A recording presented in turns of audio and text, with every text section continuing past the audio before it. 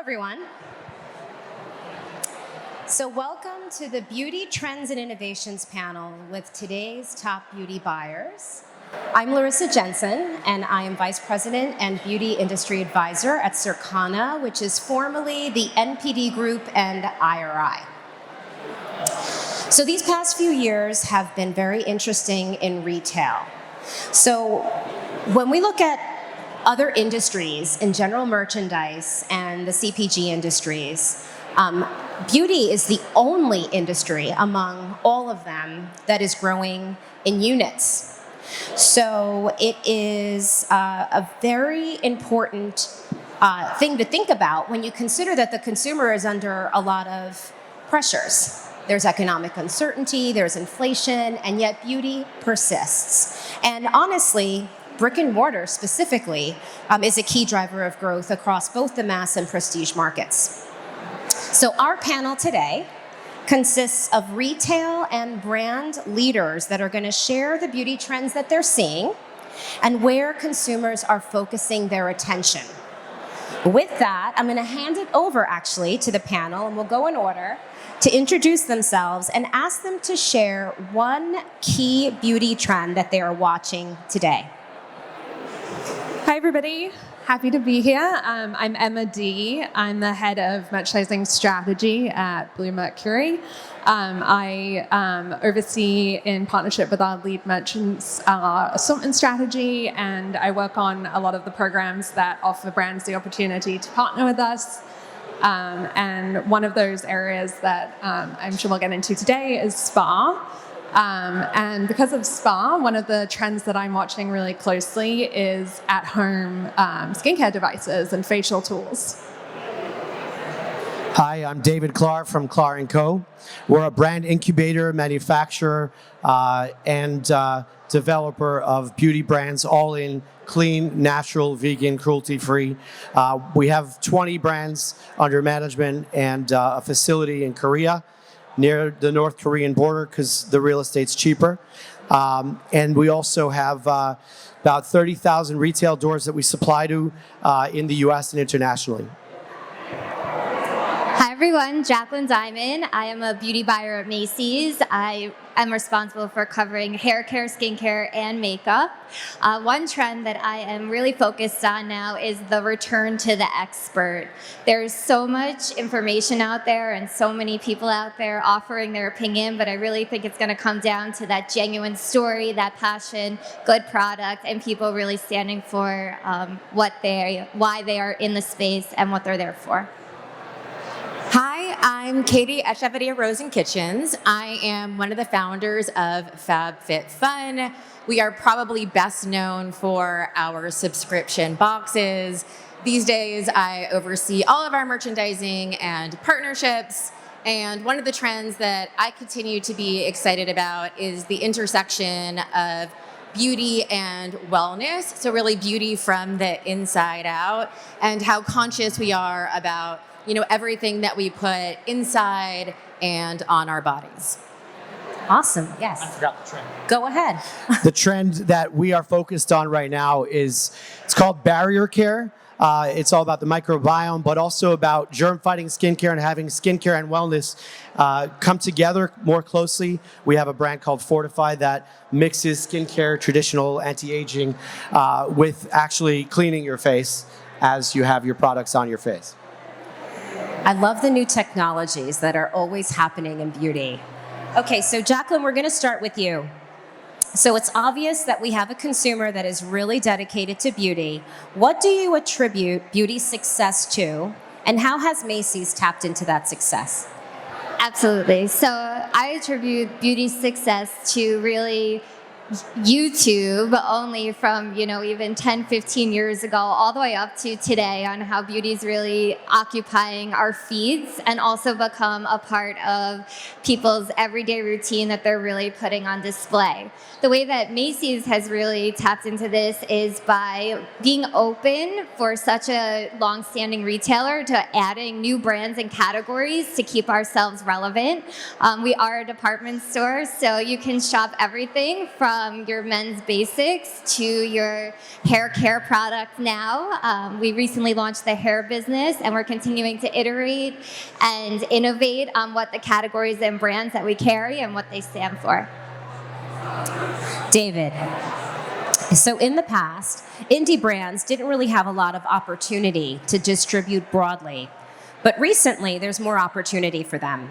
So as an indie brand founder, how would you say that buyer expectations have changed? It's a great question.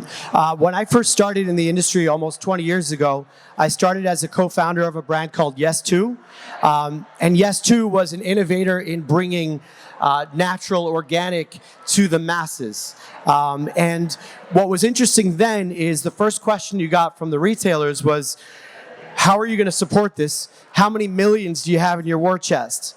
You don't get asked that same question anymore, because as an indie beauty founder, because you're an indie beauty founder, you already have a head start. Neutrogena, Olay, all these great brands aren't known for their innovation on a regular basis. It's really the young indie brands that are bringing the innovation, and retailers need that now. And so it's not about how you're going to advertise. It's about what are you offering my customers that they will want to come to my stores for. How do I differentiate myself from the internet, from anyone else out there? And that's really the opportunity to truly be innovative and to bring something that will add value. Yeah, I was actually going to say that's something that we've seen in our data with these smaller brands. Many of them are born with the values that are important to consumers. So that does give them an advantage for sure. Okay, Emma. Being that I work at Circana, I live and breathe data every day. So at Blue Mercury, what kinds of information do you need from a brand to decide to bring them into your store? It's actually a perfect question to ask and follow up to David's answer that he just gave, because obviously we need all of the basic information, like what are your sales currently, and those questions will vary depending on the role that we want the brand to play within our category and our environment.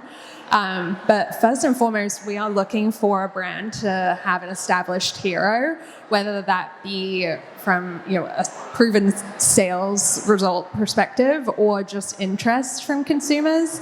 And then alongside that, a clear innovation pipeline so that we can understand that the founder of the brand has a very pointed vision that has purpose. We'll turn to social media to see, does the brand have a large following? It's not always about the quantity of followers, though. Sometimes it's just about the quality of the conversation. So we'll look at that. And then lastly, the less glamorous side, but very important, supply chain. Can the brand actually deliver product to our customer? So since we are a domestic retailer, we do like a US established warehouse center and proven ability to get the product from A to Z, because that can really cause interruptions in results early on.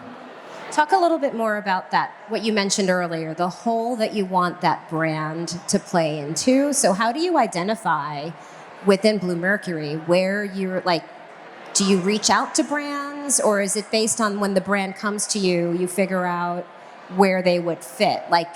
Do you identify the holes ahead of time, I guess is what I'm trying to figure out. Yeah, so it's a great question.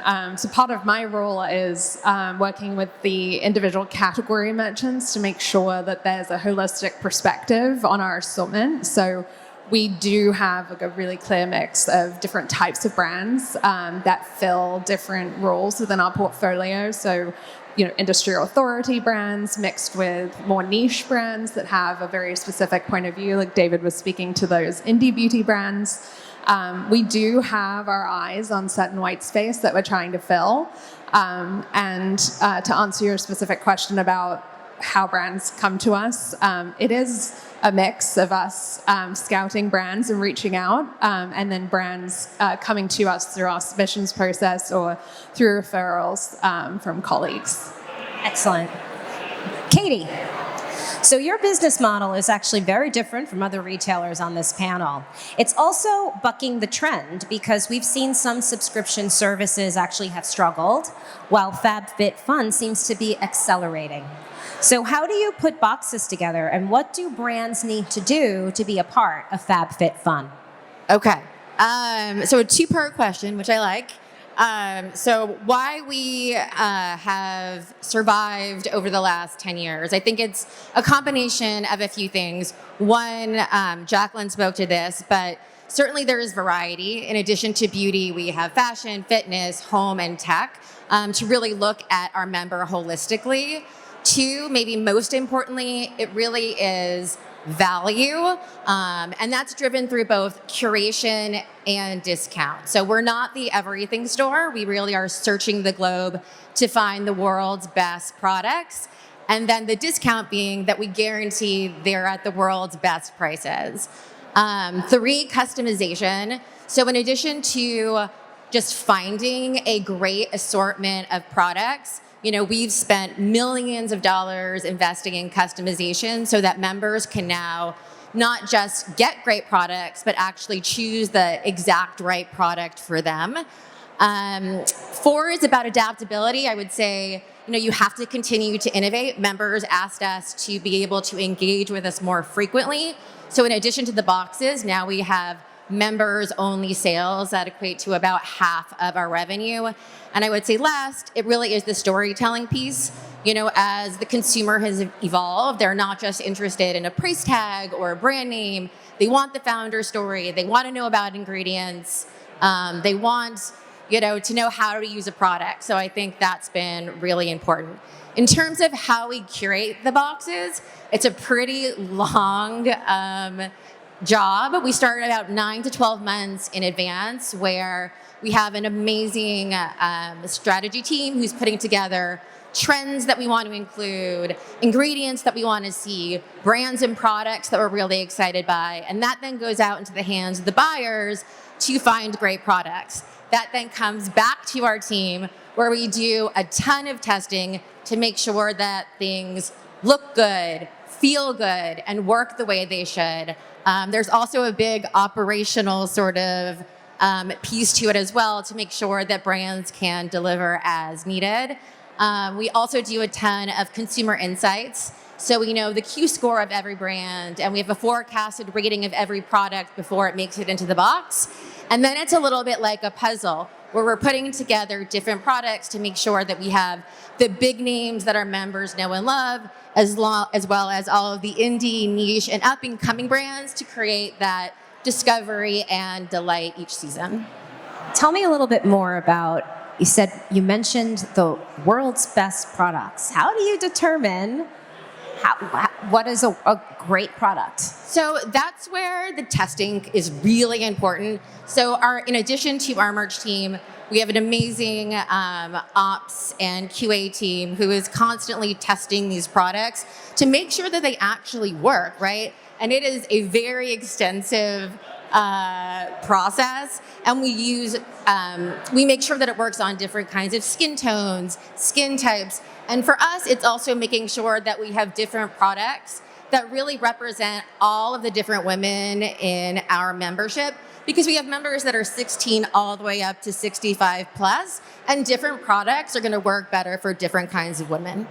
That sounds like my next dream job, just testing beauty products all day long. That's definitely one of the perks, although my husband would say maybe not, because the stuff in our house is pretty extensive.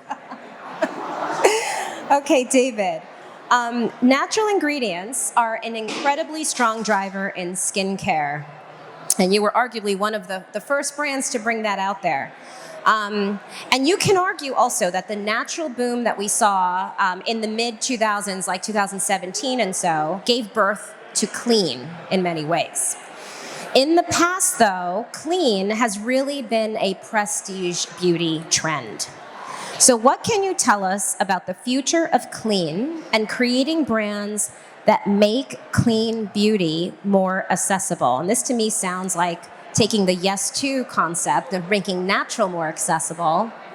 And then how do you do that for clean? And what is the future of clean in your perspective? So I think clean is a great movement, starting, like you said, with natural.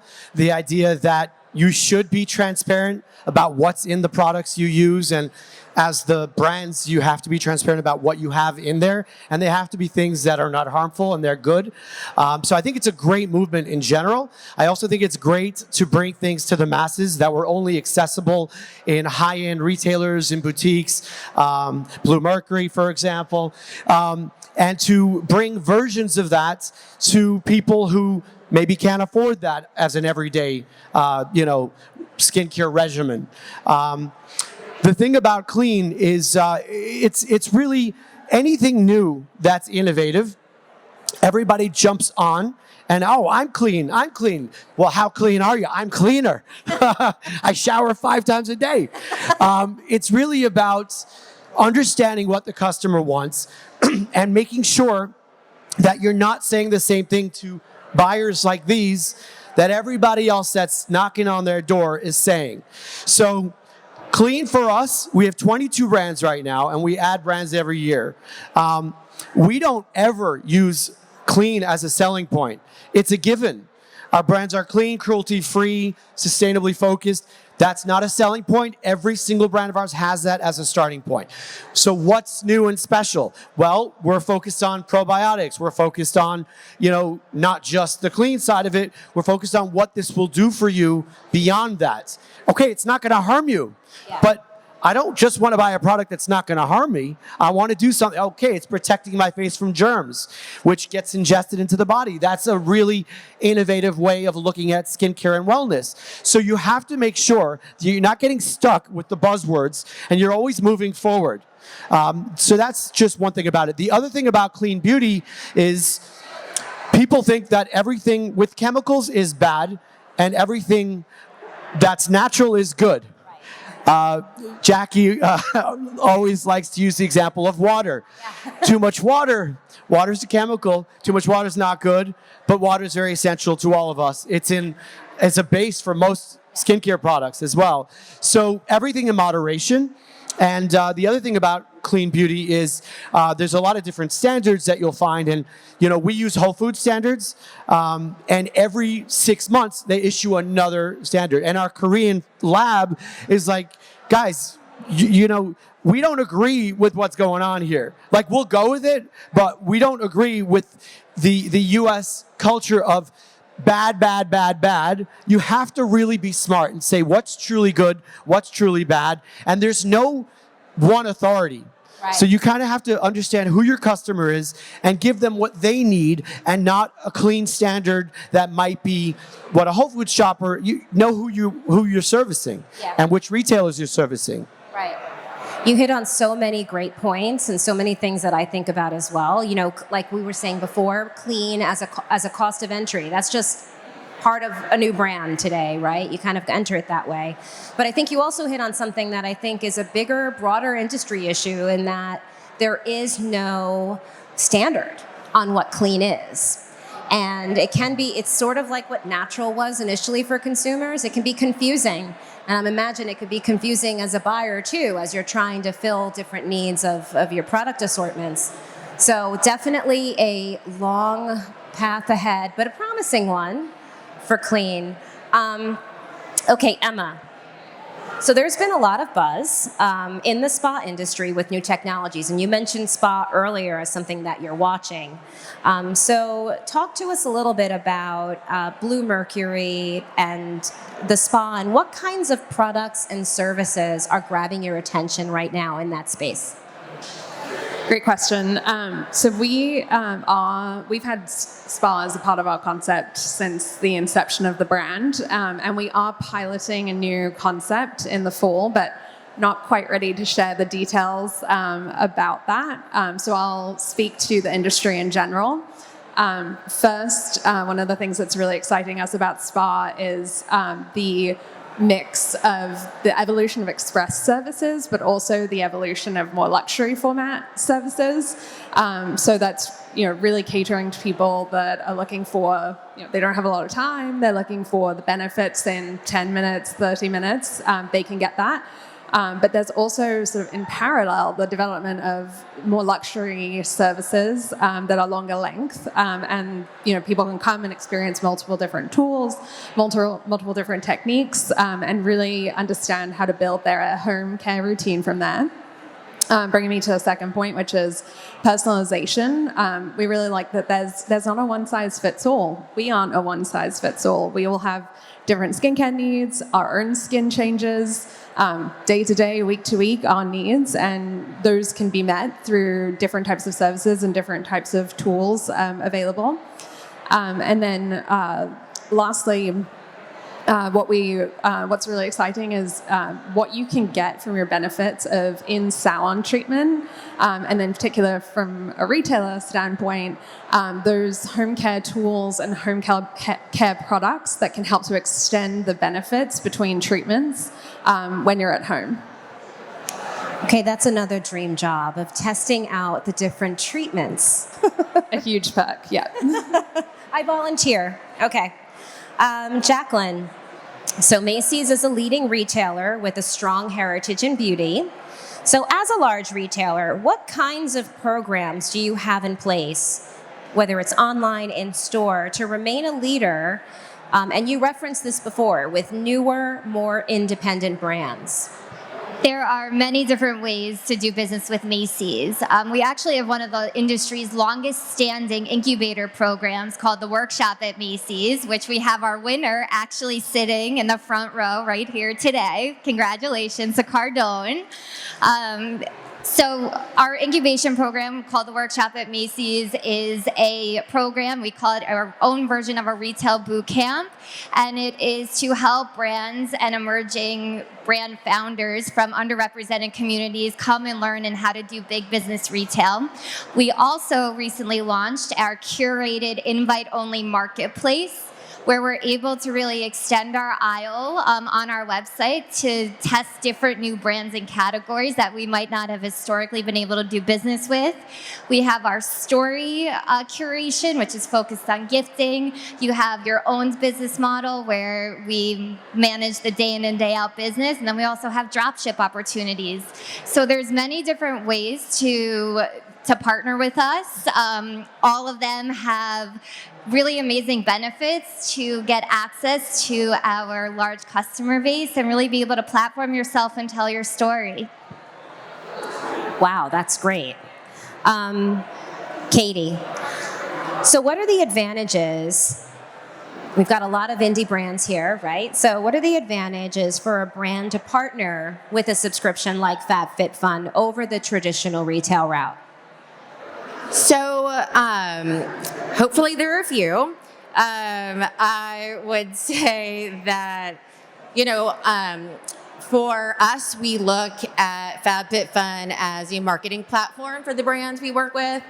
In a world where digital marketing is pretty still, let's just say messed up, we have a unique ability to create a ton of brand awareness for the brands in our boxes. And if you think about it, for those 10 minutes when a woman is opening her box, it is literally the only thing that she's thinking about. And we have seen countless stories of women locking themselves in their bathrooms to do their unboxings because they don't want their kids or their husbands to disturb them. I would say the other piece of it is that although we are certainly a value platform, we're very different than, let's say, a traditional discount model like a TJX. And, when you go to TJX, and there's nothing wrong with this, but you go and you get the leftovers, right? And that's why you get a great deal on a product. For FabFitFun, we're very much the opposite. We are at the beginning of a life cycle of a brand or a product, and we're saying, hey, we like you so much, we are going to put in a pretty massive PO with you, 50,000, 100,000, 500,000 units, so that we can reduce the cost of that order and often reduce the cost of your entire year for that product. And then we pass that value along to our members. And in turn, that creates not only a huge PO, but it also means that you have the opportunity to put your hands often into millions of women in the US, UK, and Canada. But then there's the whole halo effect of the FabFitFun world. And it sort of goes to your question around finding the best products. But for us, we still think of ourselves as storytellers at heart. So being able to tell the founder story, the ingredient story, what problem it's trying to solve, how well it works, that's a really big part of what we do on social, in our online magazine. We seed the boxes to tons of influencers, creators, and celebrities to create millions and millions of impressions for our brands each season. And that, of course, leads to, a direct correlation with sales on the brand's website. But in addition to that, the biggest growing piece of FabFitFun is really our e-commerce, where we can also drive revenue on our site as well. You've got it all covered. Both you and Jaclyn have it all covered. We're doing it all. We benefit off each other, right? There's so much of the beauty industry that's all about trial. There is such power in review building. There's power in community in the beauty and wellness space. And really, we all find a way that we might be competition, but we really have an intersection on how we can attract customers, convert customers, and balance off each other. So it's this wonderful world round of beauty and wellness where we can all help each other out. Right, Katie? Exactly. I was going to say, I do love that about the beauty industry. I mean, yes, we're competitors, but I think we all believe that we can grow together, and just because one grows doesn't mean another one doesn't have to, right? So I do love that. So in the last few minutes, one question for all of you. What excites you the most about beauty's future? Who wants to go first? I'll take it. Okay. Yeah, I think what Jaclyn and Katie were just speaking about is very exciting. But on top of that, how dynamic this industry is. I've been in beauty my entire career and seen it through recessions and pandemics. And as you said in the beginning, beauty is one of 26 industries that's still growing. I think that will continue. It's ever changing. You guys are always innovating, bringing new brands to the table. From a retailer perspective, we're always thinking of new ways to create escapism for the client, whether that's in store or through experiential events. It's endless, the opportunity, and we all feel good about it. So. Love that. Dave? You pretty much covered every possibility. She answered for everybody. It really is a very dynamic area. And also, when I first started in the business 20 years ago, they used to say, it was me and two other guys, and they were like, why are you guys running a beauty business? And they would say, well, first of all, beauty's for everybody, but really it's recession proof, like you said. You might not have money for food, but you're gonna get your skincare.